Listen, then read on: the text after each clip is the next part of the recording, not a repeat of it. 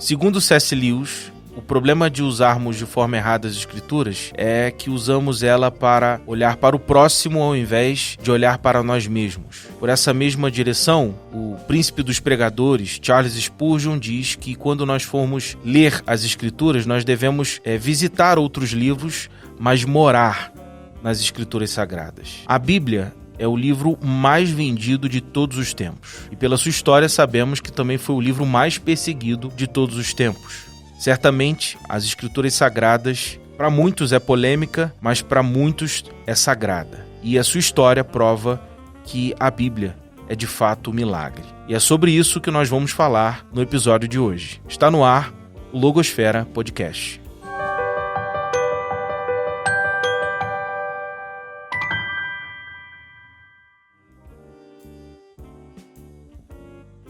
Seja bem-vindo, seja bem-vinda ao segundo episódio, o Logosfera Podcast está no ar. E hoje nós vamos falar sobre um assunto muito importante, né? E para isso, estamos aqui com um convidado também muito importante. Eu quero apresentar a vocês o Marcos André, que é biblista, consultor bíblico da Rádio Novo Tempo, possui uma ampla experiência no ensino das Escrituras, atuou como ancião da Igreja Adventista e atualmente está envolvido num processo de implantação de uma nova comunidade cristã no interior de Água Quente. Marcos, seja bem-vindo, muito obrigado por estar aqui, tá? Obrigado pelo convite, Christian. A gente tem marcado esse bate-papo há algum tempo, não imaginávamos que ia acontecer em podcast, né? Que honra estar te recebendo aqui, viu? Eu me sinto honrado. Obrigado por aceitar prontamente esse convite. Eu que agradeço pelo convite. Agora vamos falar sobre Bíblia, né? As Escrituras Sagradas. Você que trouxe sua Bíblia hoje aí. Aqui na mão. Esse livro aí que para muitos, conforme eu disse, é polêmico, mas para nós que somos cristãos é um livro sagrado. E a pergunta que eu quero lançar aqui na mesa para a gente conversar e debater um pouco sobre: o que diferencia as Escrituras, a Bíblia, de outros livros? É como você disse, para nós que somos cristãos, né, a Bíblia ela já é a palavra de Deus, né, porque o próprio Jesus ele disse na sua oração sacerdotal, lá em João no capítulo 17, verso 17, ele se refere à palavra de Deus, à Bíblia como a palavra de Deus, né, santifica-os na verdade, a tua palavra é a verdade. Então ele chama não só de palavra de Deus, mas também chama de verdade. E esse é o diferencial da Bíblia para quem é cristão. Para quem não é cristão, nós temos algumas coisas importantes que precisam ser levadas em conta quando nós estamos falando da Bíblia, né? Existem muitos livros que são considerados livros sagrados, né? Por exemplo, o Alcorão, o Evangelho dos Mormons, né? Na Índia, por exemplo, tem alguns livros que são considerados sagrados também. Bhagavad Gita, né? Isso. Só que qual é o diferencial desses livros? Esses livros eles foram recebidos por inspiração ou por transmissão diretamente de alguma entidade divina, né, de alguma divindade, para uma pessoa. Enquanto que a Bíblia ela foi vivida em comunidade. Então nós podemos verificar os acontecimentos, os eventos históricos que envolvem a Bíblia em loco. Você pode verificar que as pessoas que viveram são pessoas reais e existe uma técnica, né, que é chamada de crítica textual, que verifica manuscritos antigos. Isso não é uma técnica para você estudar a Bíblia, é uma técnica para você estudar manuscritos antigos.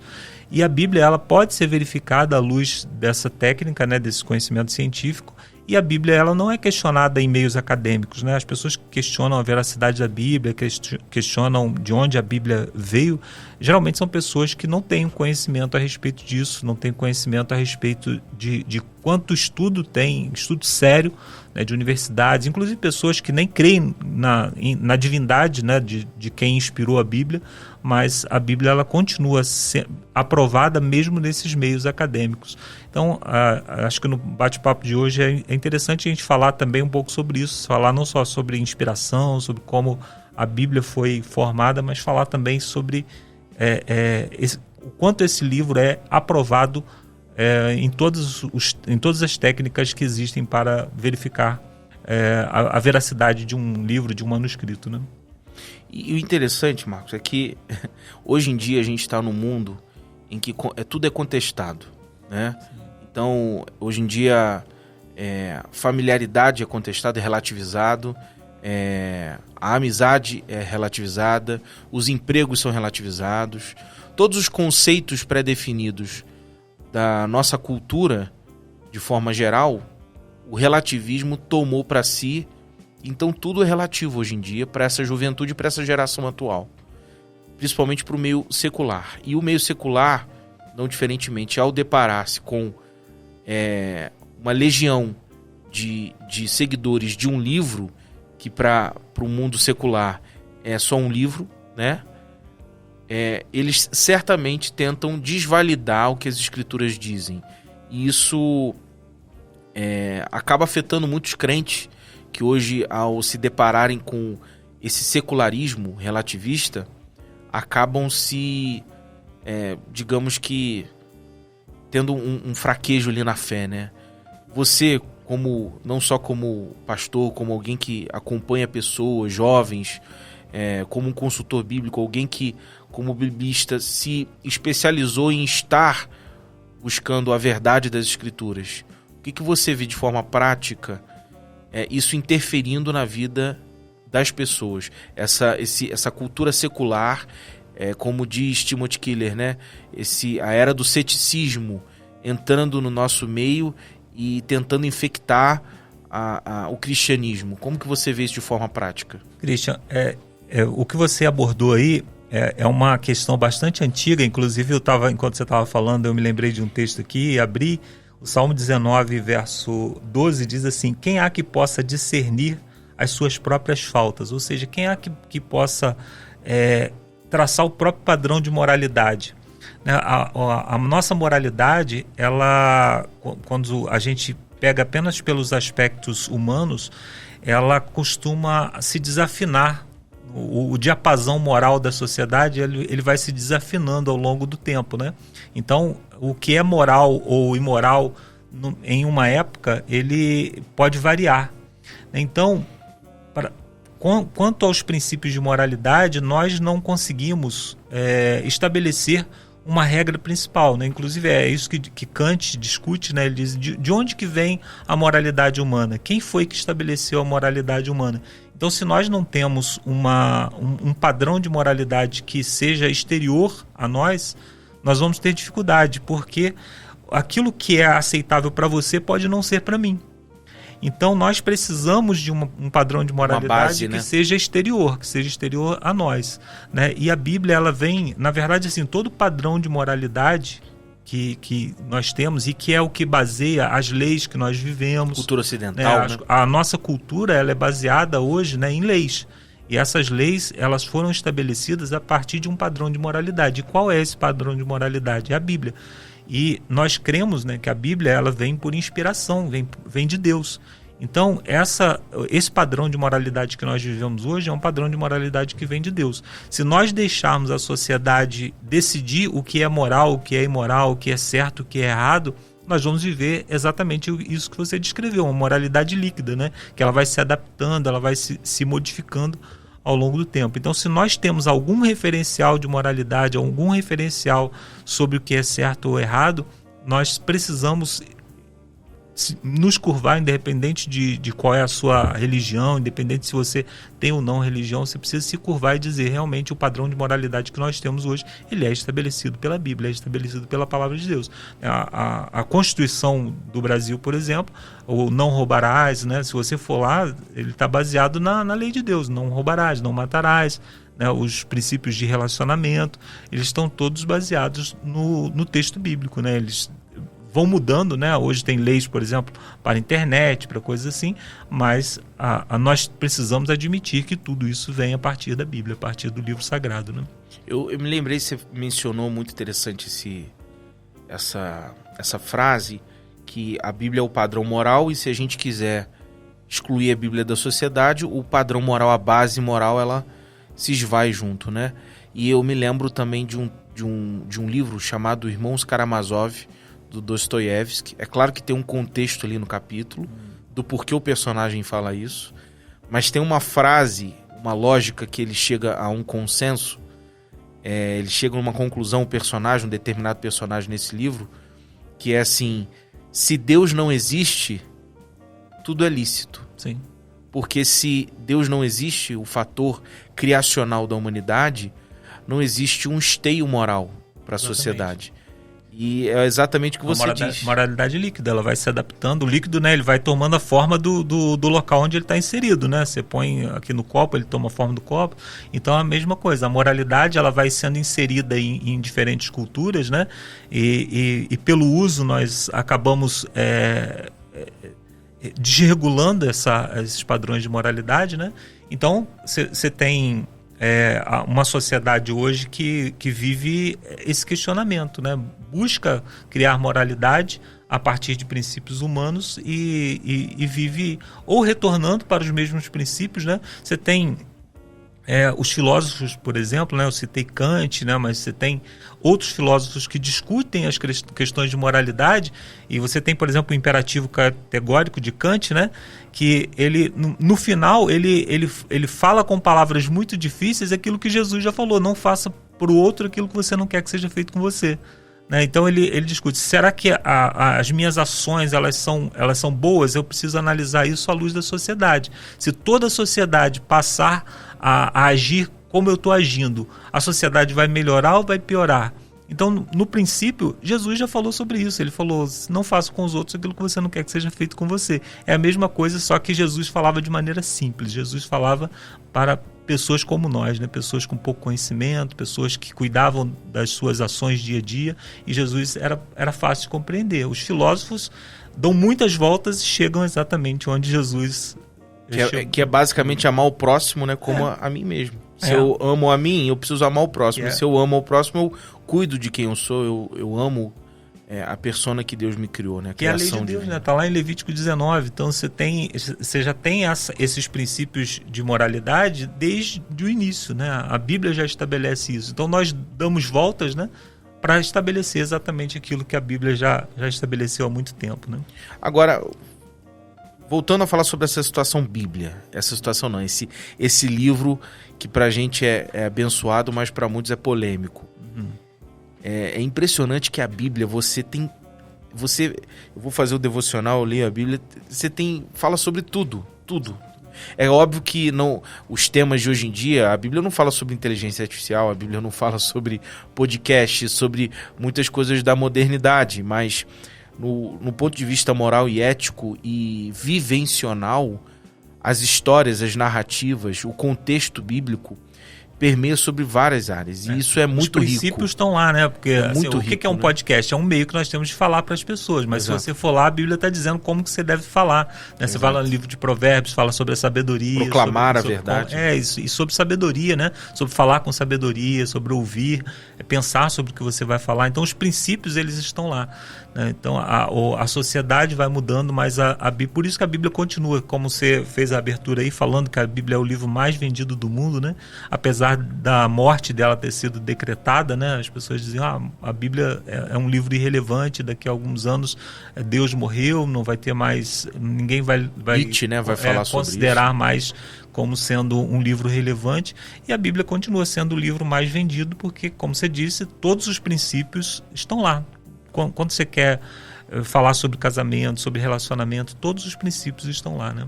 Agora, no ponto de vista prático, já existiu algum momento onde você acompanhando talvez algum jovem, algum adolescente, alguma pessoa que teve esse contato com a área secular de uma forma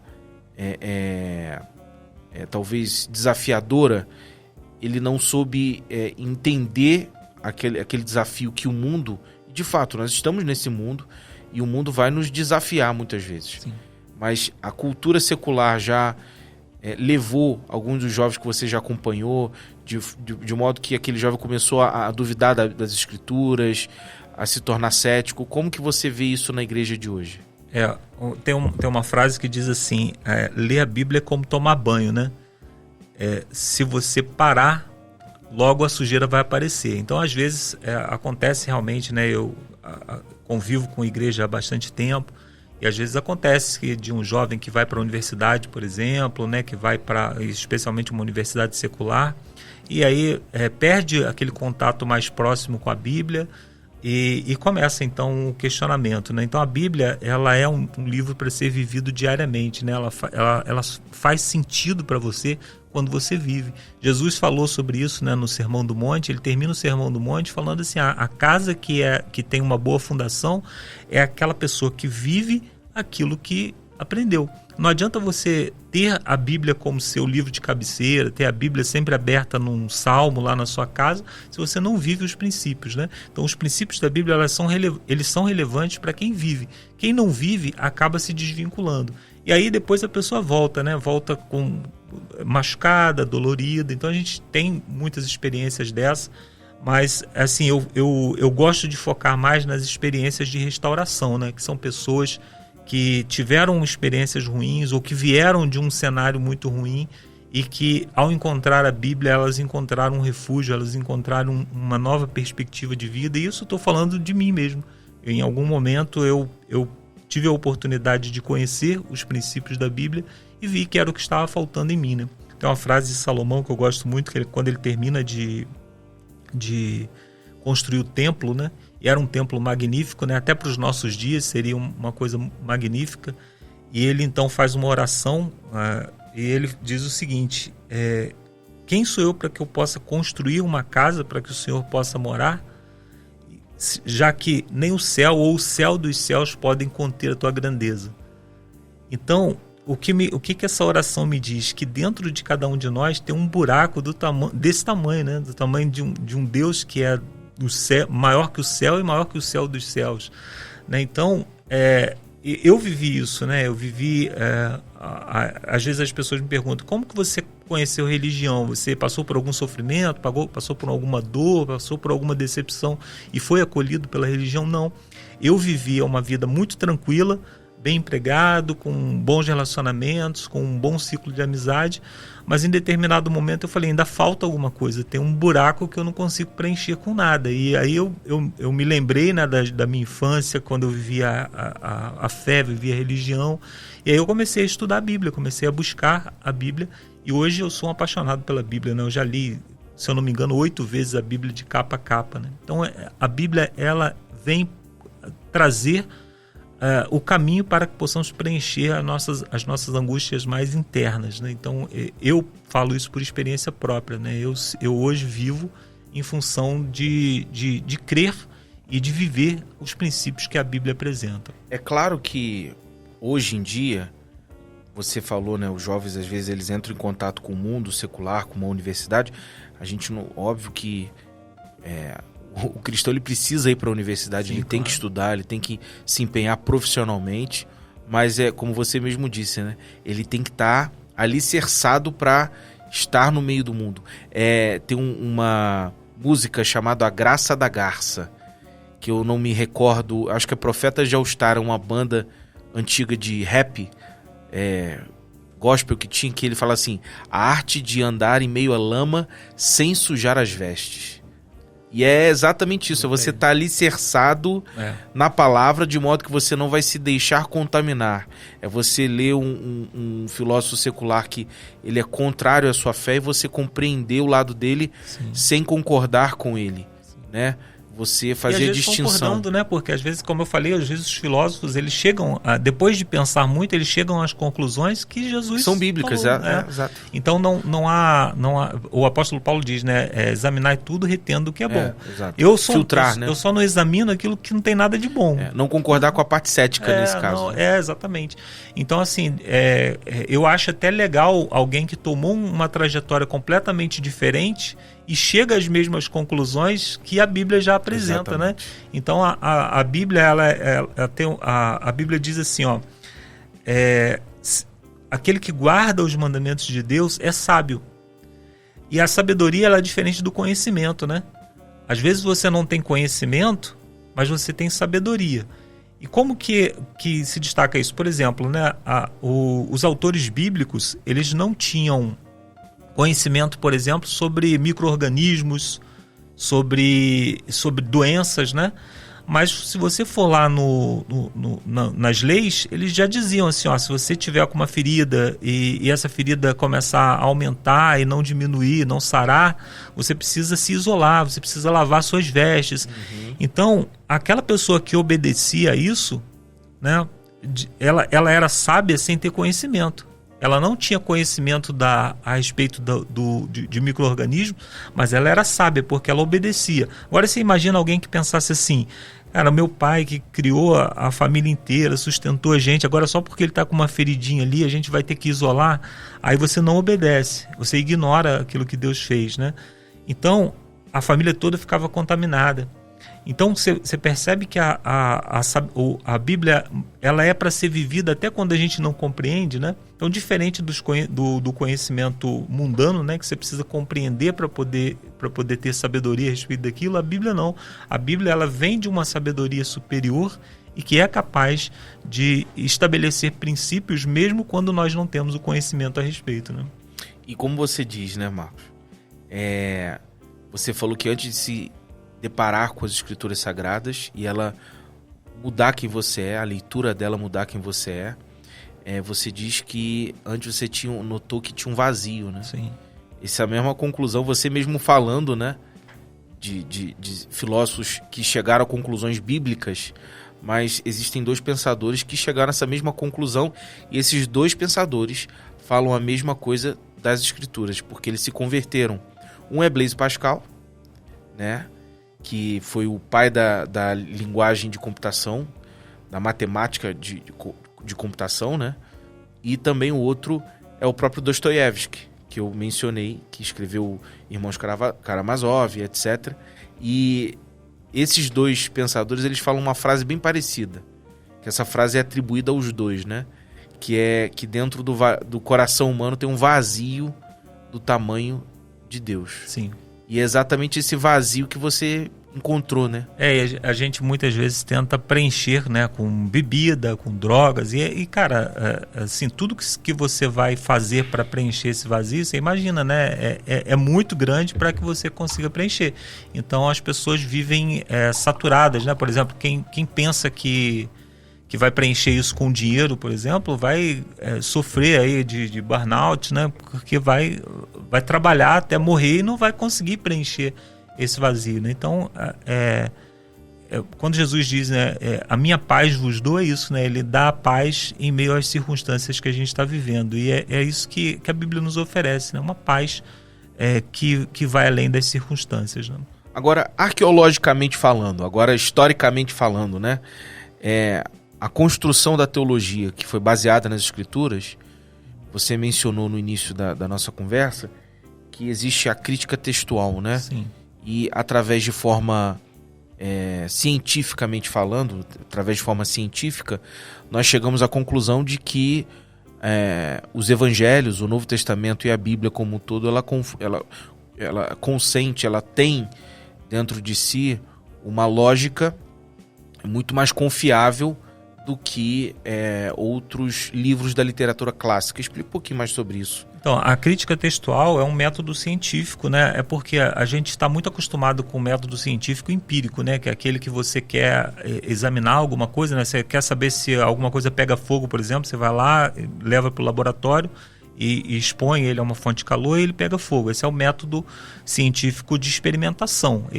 Mas esse não é o único método, né? Por exemplo, os eventos históricos, eles não podem ser medidos a partir desse método, porque eventos históricos muitas vezes não deixam resíduo nenhum que possa ser analisado, que possa ser medido. Então, qual é o método que é utilizado para manuscritos, por exemplo, né? Para saber se aquele manuscrito ele vem realmente de uma fonte antiga? É a crítica textual.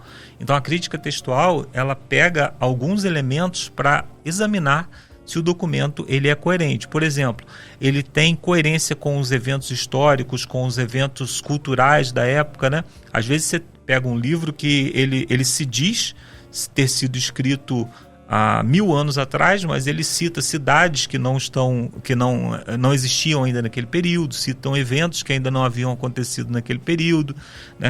Eventos demográficos, por exemplo.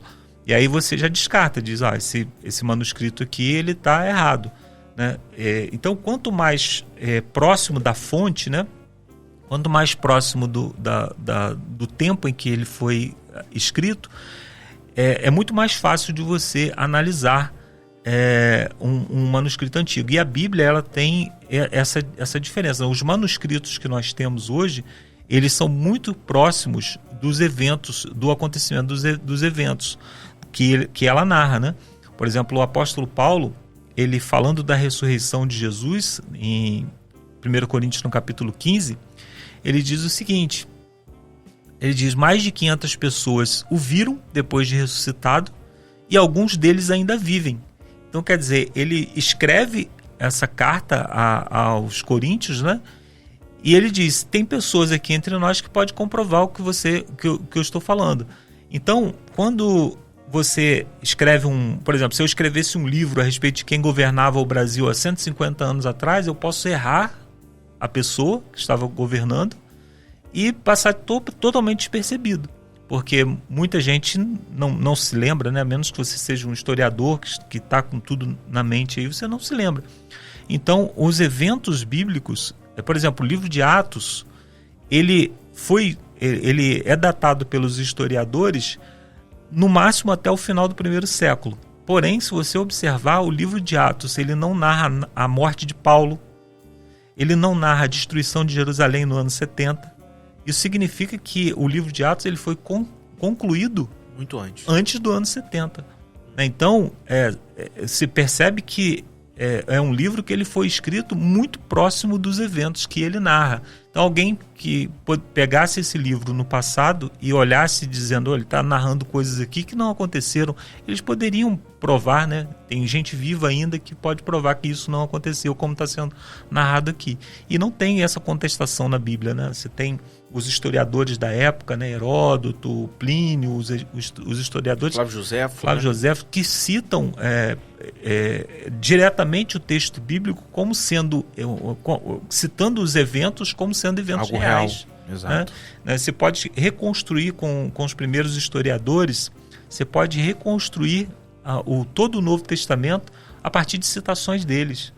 Ficariam de fora ali, sei lá, patrícios, né, os pais da igreja. Os pais da igreja, que são historiadores do primeiro século, ou seja, que viveram os eventos também e que citavam esses eventos narrados pela Bíblia como eventos reais. Então você tem, dentro da crítica textual, como eu disse, dentro de universidades, a Bíblia é um livro extremamente confiável. Além do número de cópias que você tem, né? Você tem livros antigos que não são questionados, que tem 7 cópias, 7 manuscritos, 6 manuscritos. A Bíblia tem 9.500 manuscritos antigos, né? Então você tem muito material para verificar, né? E o interessante também, por exemplo, você mencionou aí algumas figuras históricas, né? O próprio Pôncio Pilatos, né? Depois foi reconhecido e a Bíblia, o Novo Testamento, menciona ele. É uma figura histórica que o Novo Testamento menciona, um personagem que não é somente o personagem na cultura greco-romana ali de influência local. Ele foi mencionado nas Escrituras e posteriormente a própria história convalidou a sua existência. Então, o interessante é que a Bíblia tem até um livro muito polêmico que era dos anos 80, os seminaristas de antigamente estudavam que a Bíblia tinha razão. Só que o texto desse livro era tentar naturalizar os milagres bíblicos, né? Uhum. Mas essa frase, a Bíblia tinha razão, realmente é verdadeira. A Bíblia ela tem razão e não é um fideísmo por parte dos crentes. Não é um fideísmo por parte da igreja evangélica, da igreja católica, não. Um entendimento. Os céticos, eles não creem nos milagres, né? Obviamente. Quem é ateu, por exemplo, não crê em milagre, mas se ele for uma pessoa que entende de crítica textual, ele vai dizer, olha, a Bíblia está narrando um evento, eles estão narrando aquilo que eles compreendiam como milagre, né? Então pode ser um evento que ocorreu naturalmente e eles estão narrando como milagre, porém não questiona a veracidade do texto, dizer assim, a Bíblia está narrando uma coisa que não aconteceu, ela é uma história inventada. Não tem isso. Em meios acadêmicos não tem esse tipo de questionamento. Aparece às vezes, né, algum tipo de questionamento, porém isso logo, o próprio Deus ele se encarrega de cumprir a sua palavra. Nós temos 2 exemplos. Um exemplo é o livro de Isaías, né? Os manuscritos antigos, eles eram, as cópias eram feitas para serem utilizadas, né? Então ninguém fazia uma cópia para deixar no museu, ninguém fazia uma cópia para preservar, tanto que nós não temos os manuscritos originais, né? Os autógrafos, Os autógrafos nós não temos, nós temos as cópias antigas, né? Então eles foram utilizados e foram degradados, obviamente, né?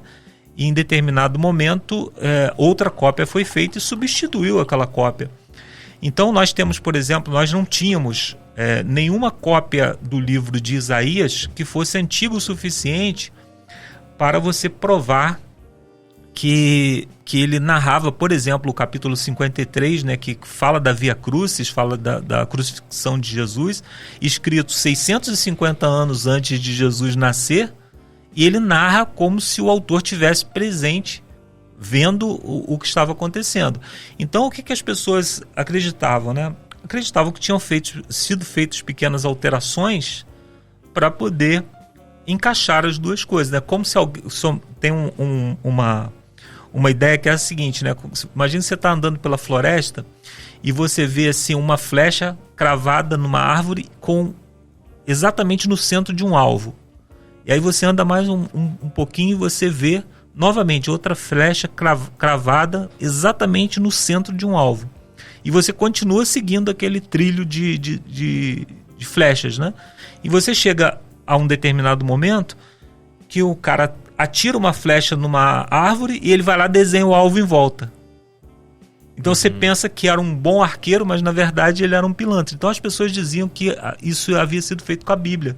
Então os eventos eles foram narrados e depois, para justificar, alguém ia lá e fazia pequenas alterações no texto para dizer assim, olha, isso aqui foi profetizado e aconteceu exatamente como profetizado, mas na verdade tinha sido feito algumas alterações. E o livro de Isaías, por ser um livro messiânico que falava a respeito de Jesus, falava a respeito da vida de Jesus de uma maneira muito clara, esse livro ele era questionado nesse sentido, que algumas alterações foram feitas para Daniel justificar. também, o pessoal fala Daniel isso, também. né?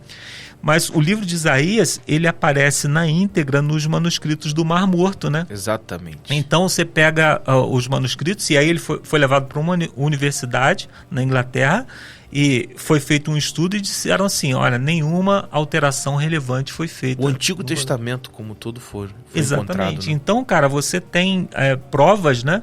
E um outro exemplo que eu acho muito interessante é o P52, né? Que é o papiro 52, que foi encontrado no Egito. E basicamente Bultmann, né, ele levanta a ideia de que o Evangelho de João ele foi escrito na Idade Média, ali por volta do ano 300, para combater o arianismo, né? O arianismo dizia que Jesus não é Deus, né? Eles não creem na Trindade, não creem na ideia de que Jesus é Deus.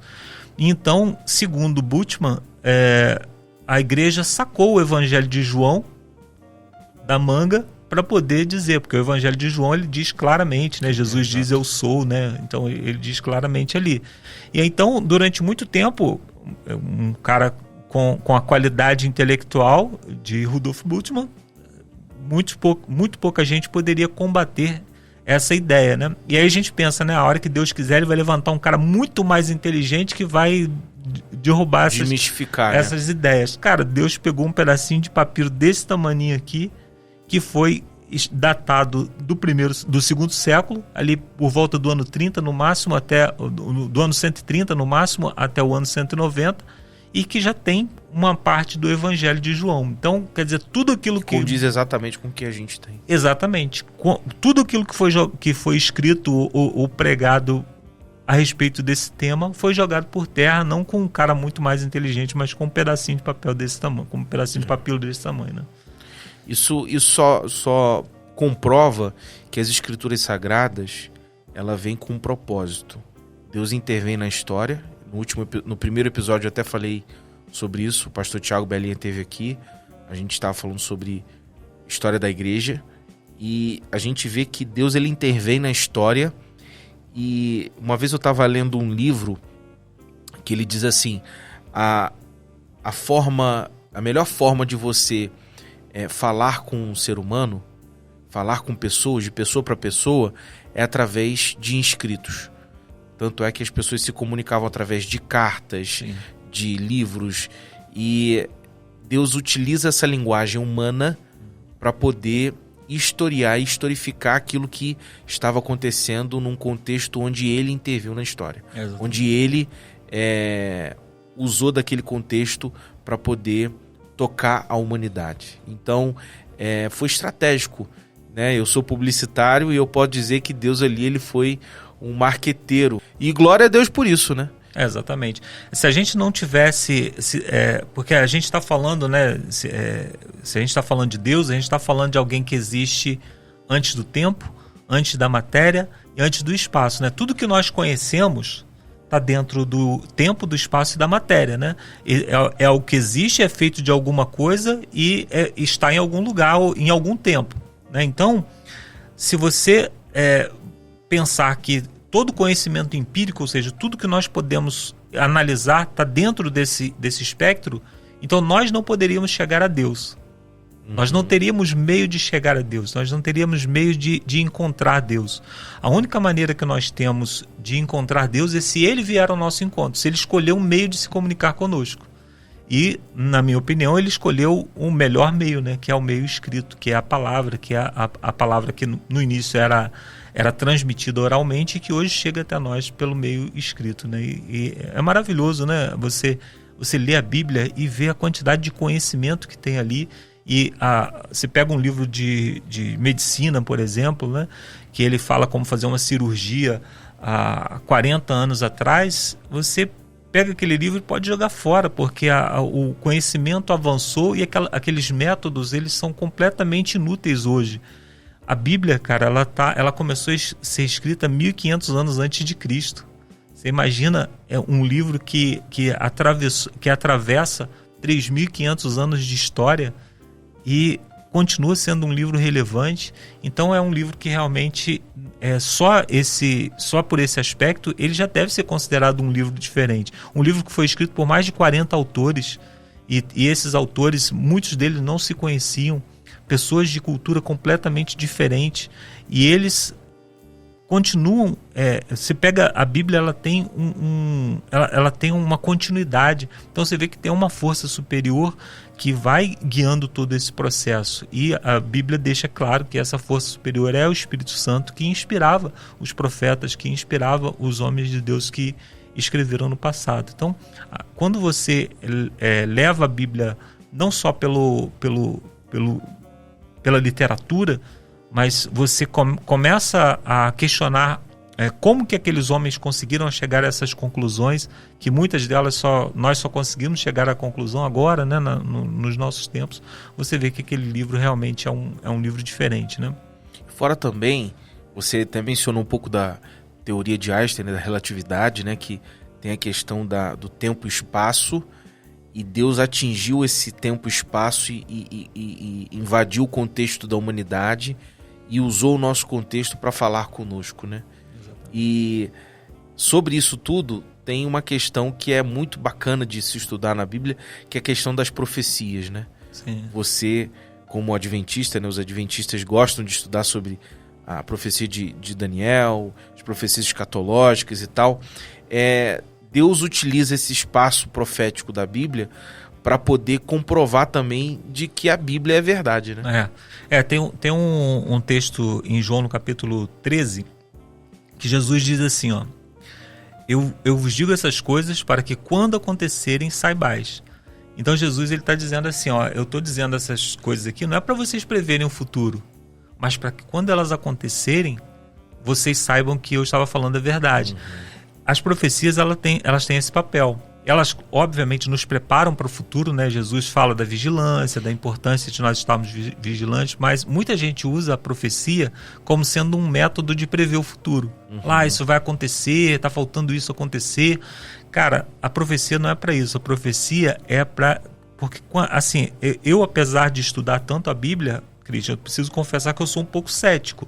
Então, muitas vezes alguém chega para mim falando assim, eu tive um sonho, Deus falou comigo. Cara, eu fico pensando assim... Aquele eis que te digo, né? Aí eu fico pensando assim, cara, isso aí é coisa da tua cabeça. Não digo, né? Mas penso.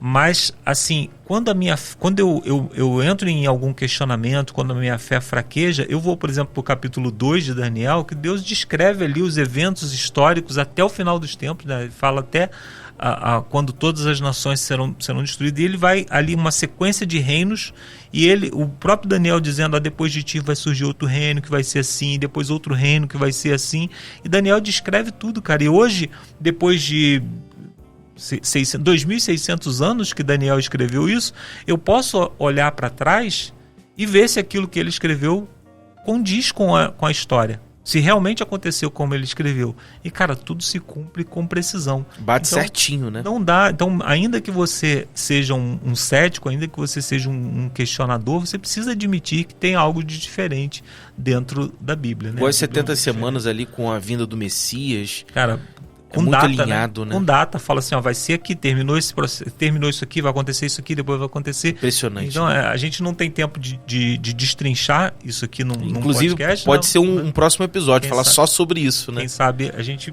programa para isso. Interessante. Então, cara, a Bíblia, ela é um livro completamente diferente. Como eu disse, né, a instrução bíblica, Jesus, sem dúvida, é um dos maiores mestres que já pisou nessa terra, né?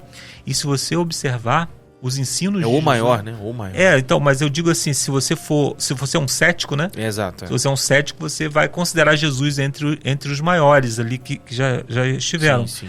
E se você observar, Jesus jamais utilizou um filósofo, jamais utilizou um conhecimento que não fosse o conhecimento da própria Bíblia. Aliás, né, nós que cremos que Jesus é o próprio Deus, ele nunca utilizou o conhecimento de ninguém, porque tudo que ele falou, ou ele falou com base nas suas experiências, ou ele falou com base naquilo que ele mesmo inspirou no passado. Então Jesus ele fala apenas dentro do contexto bíblico. E, cara, ele revolucionou a história, não é à toa, né, que os seus conhecimentos revolucionaram a história, e ele extrai tudo do texto bíblico. Então é maravilhoso, cara, quando você consegue olhar para o texto bíblico com uma visão menos cética ou mais disposta a entender realmente a Bíblia como um livro de Deus, né? Como um livro que vem a partir daquilo que Deus inspirou, né? Agora, Marcos, quando a gente fala de Bíblia, né, os escritores, né? Como que esses escritores escreveram a Bíblia? Como que formou? Muitos que estão ouvindo o podcast nesse momento podem ter essa dúvida. É óbvio que a gente, como teólogo, pesquisador, a gente tem essa noção, a gente sabe. Mas para as pessoas, a Bíblia, para muita gente, a Bíblia chegou pronto. Ali com a capa preta, com a letra dourada, escrito Bíblia Sagrada. Mas não foi assim na história. Na verdade, né? A palavra Bíblia, ela significa biblioteca, né? Então a Bíblia, ela não é um livro apenas, ela é um conjunto de livros que, como eu disse, foi escrito por mais de 40 autores. E esses autores, ao longo da história, eles foram escrevendo, muitos deles escreviam narrando os eventos que estavam acontecendo. Então esses são os livros históricos, né? Nós temos no Novo Testamento o livro de Atos, que é um livro histórico, e no Antigo Testamento nós temos diversos livros históricos. Os próprios evangelhos também narram, né? Os episódios. Narrativa também. Então essa narrativa, ela acontece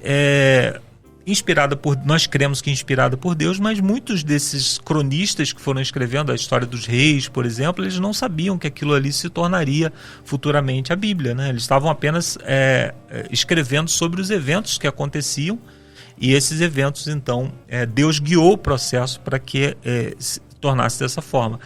Então, todo o Antigo Testamento ele foi escrito nessa forma de narrativa, com exceção do livro de Daniel, né, que tem uma parte histórica, mas também tem a parte profética, né?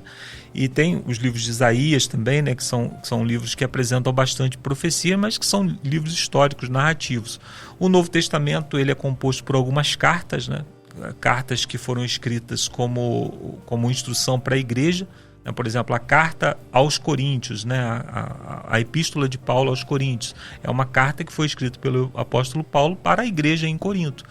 Então essa carta ela foi escrita como uma forma de instrução, mas depois ela passou a ser considerada como também um livro inspirado por Deus. Ela passou a ser considerada pelos próprios apóstolos, né? Tem uma frase de Pedro, né, que ele se refere aos escritos do apóstolo Paulo, E ele fala da dificuldade que ele tinha em compreender, que isso é uma coisa interessante também, né? A Bíblia ela foi escrita por pessoas de culturas diferentes, né? Então a gente tem Pedro, que era um pescador, e Paulo, que poderia ser hoje considerado um filósofo, um teólogo, né? Alguém de um conhecimento muito grande. Então Pedro narra isso, fala, eu tenho dificuldade de ler as cartas de Paulo. E no passado também, né? 1 Pedro 3,15, né? Que ele fala, então, 3,15 a 16. Então, eu estava até abrindo aqui, e ele, mas nem é esse ponto que eu quero pegar. O que eu quero pegar é o seguinte, que ele fala, ele se refere à Bíblia como sendo divinamente inspirada. Não, ele nesse texto ele fala assim, como as demais escrituras. Ele se refere à Bíblia como as demais escrituras, né? Acho que é 2 Pedro, né? 2 Pedro 3,15, eu acho. Isso. 3,15 e 16, se eu não me engano. Então ele diz que os escritos de Paulo eles são difíceis de compreender. Exato. Mas que algumas pessoas distorcem, como também ele diz assim, ó, e considerem a longanimidade do nosso Senhor como oportunidade de salvação, como também o nosso irmão Paulo escreveu a vocês segundo a sabedoria que lhe foi dada. Aí ele diz assim, ao falar a respeito desses assuntos, como de fato costuma fazer em todas as suas cartas, nelas há certas coisas difíceis de entender. Exatamente. Que aqueles que não têm instrução são instáveis, deturparão, como também deturparão as demais escrituras. Então percebe que ele se refere às cartas de Paulo no mesmo nível das demais escrituras. Exatamente. Então ele está falando do Antigo Testamento, né, que era o livro que eles tinham, e o apóstolo Paulo também, ele instrui em Efésios 2, né, verso 20, ele fala lá, ó, ele fala, falando sobre a igreja, né, fundamentado nos ensinos dos apóstolos, dos profetas, tendo Cristo como a pedra fundamental. Então ele cita o ensino dos apóstolos e dos profetas no mesmo nível, e Cristo como sendo ali a chave hermenêutica, né, como se chama. Edificado sobre o fundamento dos apóstolos e dos profetas. Tendo Jesus Cristo como pedra angular. Então percebe que ele se refere aí ao Antigo Testamento, né, os profetas, ele se refere ao Novo Testamento, os ensinos dos apóstolos, e aos evangelhos, que são os ensinos de Jesus narrados ali pelo evangelho. Então nós vemos que os próprios cristãos contemporâneos ali às cartas, né, e aos ensinos dos apóstolos, eles consideravam esses ensinos eles tão importantes quanto as escrituras sobre as quais Jesus disse ser a verdade, né? E o interessante, né, Pilatos chega para Jesus e faz aquela pergunta, né, o que é verdade? O que é verdade? E ele já tinha respondido essa pergunta quando ele fala, né, eu sou o caminho, eu sou a verdade, eu sou a vida, né? Ninguém vai ao Pai a não ser por mim, né? Pois é, então, ele é o sumo pontífice, né? Pilatos provavelmente faz essa pergunta com base na filosofia, né? E a filosofia ela faz perguntas, né? Ela não tem o objetivo de obter respostas, né? Ou não respostas definitivas. Enquanto que Jesus, ele é a própria verdade, estava ali presente, ele fez a pergunta, mas não esperou a resposta, não quis conhecer a verdade, né? Ele teve a oportunidade de conhecer a verdade pessoalmente, não quis conhecer ou não estava aberto naquele momento para conhecer a própria verdade, né? Agora a gente já está chegando nas considerações finais. Meu amigo, eu queria saber o que você tem a dizer para quem está em casa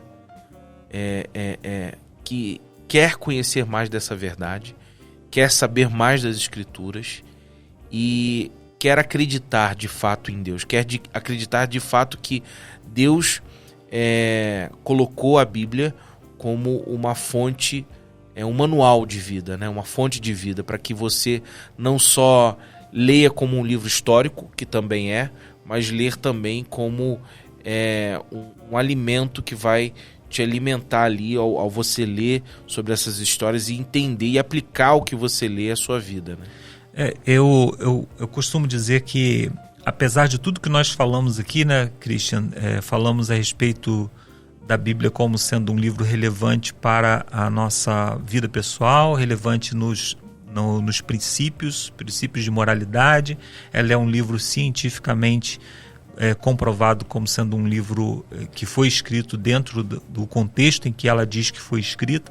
E tudo isso, na verdade, não se equipara há um outro elemento que nós não comentamos aqui e que eu considero o mais importante, que é a capacidade que a Bíblia tem de transformar vidas, né? Você pode pegar um livro de um filósofo, você pode pegar um livro de autoajuda e colocar dentro de uma cadeia, dentro de um presídio, e pouca diferença vai fazer. Agora, quando você entra com a Bíblia dentro de um presídio, quando você entra com esse livro na vida de pessoas que estão completamente desestruturadas, vidas são transformadas.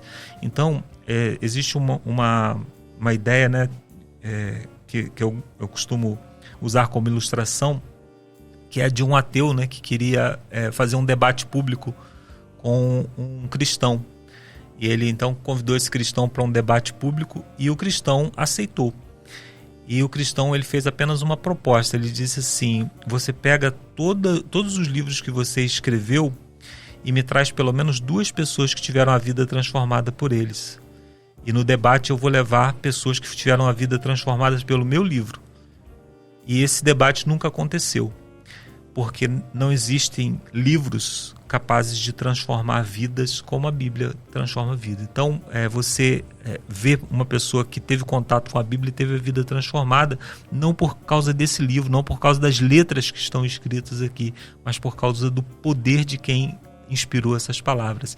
Então, eu acho que o mais importante a respeito da Bíblia se você quiser conhecer mesmo a respeito desse livro, se você quiser mesmo viver esses princípios aqui, ainda que você não creia, se você não crê na Bíblia, você pode fazer uma oração hoje dizendo assim: eu não creio, mas eu vou ler, e se isso aqui é verdade, eu peço que o Senhor se revele a mim. E Deus, ele vai encontrar meios de se comunicar, meios de se revelar.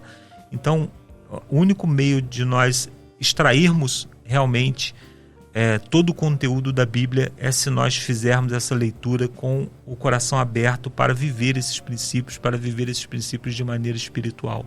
Eu lembrei de D.L. Moody, que tem um contato com a Bíblia. Ele é formado pela Bíblia, né? A Sim. Bíblia forma ele. O próprio Isaac Newton também, quando teve o contato com os evangelhos, com a Bíblia. Isaac Newton, muita gente não sabe, né? Ele é considerado o pai da ciência moderna, mas ele escreveu muito mais sobre teologia do que sobre ciência, né? Uhum.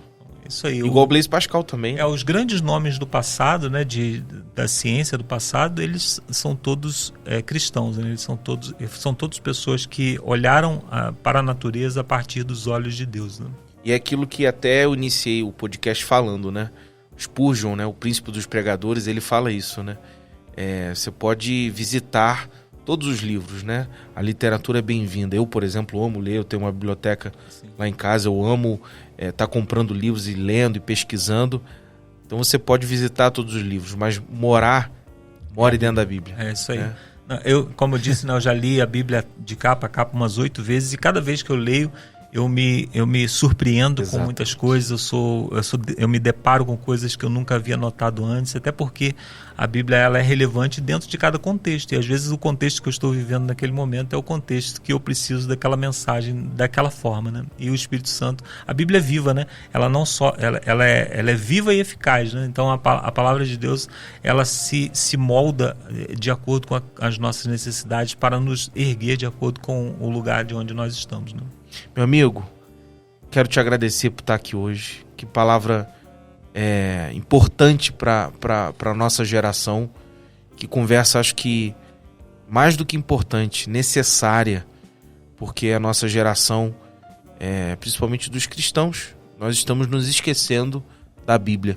É muito comum hoje pregadores começarem um culto, uma ministração e às vezes até se esquecerem de ler um versículo sequer.